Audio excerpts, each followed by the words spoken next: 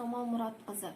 Бірлік орта мектебі мемлекеттік коммуналдық мекемесінде дене шынықтыру пәнінен мұғалім болып жұмыс жасаймын. Осы байқауға қатысып жатқан барлық жас мамандарға тек сәттілік тілеймін. Мен өзімнің күнделікті өтетін сабағымды 5 кезең арқылы өткіземін.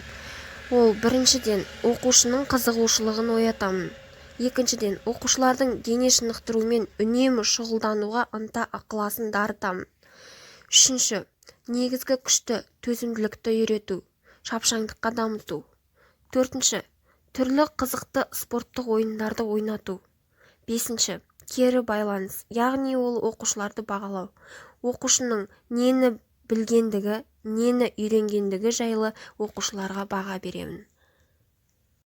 Мақсаты: заман талабы мұғалімге үлкен жауапкершілік артып, жеке тұлғаны бәсекеге қабілетті, өзіндік пікірін нақты жеткізе білетін, терең білімді үйреніп қапы қалмай үш тілді меңгерту, сол білімін өмірде қолдана білуге талпындыру. Тәуелсіз мемлекетімізде оқыту мен оқуда табысқа жету үшін мұғалім оқушымен ағылшын тілінде еркін сөйлесуге, қолайлы тәсілдерді ұтымды пайдалану. Міндеті: қазіргі заман талабына сай педагогикалық қызметтердің барлық түрлерін зерттеп, кез келген педагогикалық жағдайда өзінің білімділігі, парасаттылығы, ақылдылығы, мәдениеттілігі, іскерлігі, шеберлігі арқасында шеше алатын, педагогикалық үдерістің нәтижесін жақсартуға ұмтылатын, жаңашыл әрі шығармашылықпен жұмыс салатын тұлға болуы керек.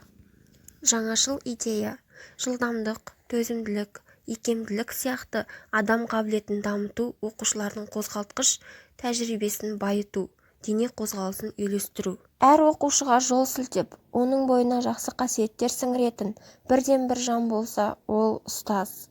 Шәкірттің жақсы болмағы ұстазынан деп дана халқымыз айтқандай, ұстаз оқушыларды білім нәрімен сусындатып, қолынан келгенін үйретіп, бағыт-бағдар беріп қана қоймай, сыртқы келбетімен, киім киісімен, өзін ұстау әдебімен үлгі болуы тиіс.